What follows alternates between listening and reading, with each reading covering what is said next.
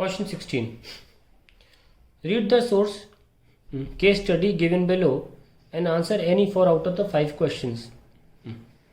Rutherford performed one of the revealing experiments in atomic physics that is now known as the gold foil experiment. Some radioactive heavy elements emit alpha particles, that is helium nuclei, and a beam of these particles are directed at thin gold foil. तो इस पे question है who discovered electron. ये तो खैर हम छोटी class में पढ़ते हैं, दैट्स जे थॉमसन.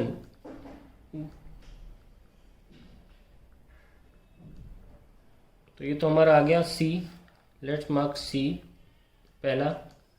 दूसरा है Rutherford scattering experiment is related to the size of nucleus, atom, neutron, electron. It is nucleus. तो इसका ऑप्शन है A.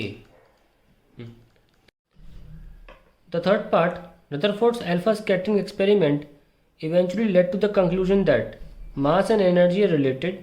Electron occupy space around the nucleus. Neutrons are buried deep in the nucleus. The point of impact with a matter can be precisely determined. Mass energy equivalence relation तो obviously इसका part है ही नहीं. दूसरी बात, the point of impact with matter can be precisely determined, ये भी गलत है. अब आते हैं, इनका कोई मतलब नहीं है ना, मास एनर्जी इक्विवेलेंस था नहीं और ना भी ये था. मेन है ये neutrons are deep buried deep in the nucleus. तो यहाँ न्यूक्लियस देखकर दिमाग चलता है यार रदरफोर्ड ने न्यूक्लियस की खोज की थी, तो यहाँ लगता है. लेकिन ये बात ध्यान रखिए कि न्यूट्रॉन्स की खोज बहुत देर में हुई थी रदरफोर्ड के एक्सपेरिमेंट के बाद. जहाँ रदरफोर्ड का एक्सपेरिमेंट 1910 या 9 में हुआ था, न्यूट्रॉन्स की खोज 1932 में हुई थी. तो ये तो हो ही नहीं सकता. केवल यही बचता है answer, that is C part. Electrons occupy space around the nucleus. अब आता है Rutherford experiment on scattering of alpha particles showed for the first time that atom has electron, proton, neutron and nucleus. Neutron की खोज 1932 में हुई थी. Electron की पहले से थॉमसन ने कर दी थी. ठीक है, तो इनका तो संभावना ही नहीं है. अब आया प्रोटॉन, न्यूक्लियस.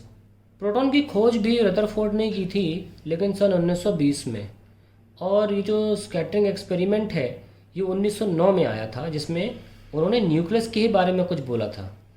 तो आंसर न्यूक्लियस रहा इसका होना चाहिए.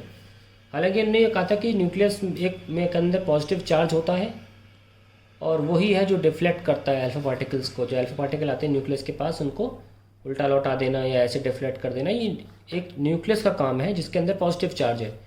पर प्रोटॉन करके कोई खोज के बारे में उन्होंने नहीं बोला था. वो 1920 में उन्होंने नहीं बोला था रदरफोर्ड ने कि प्रोटॉन नाम मैं रख रहा हूँ इस चीज़ को, क्योंकि उन्होंने फिर हाइड्रोजन के साथ ये एक्सपेरिमेंट जब किया, तो आप नेट पे सर्च कर लीजिएगा इसको.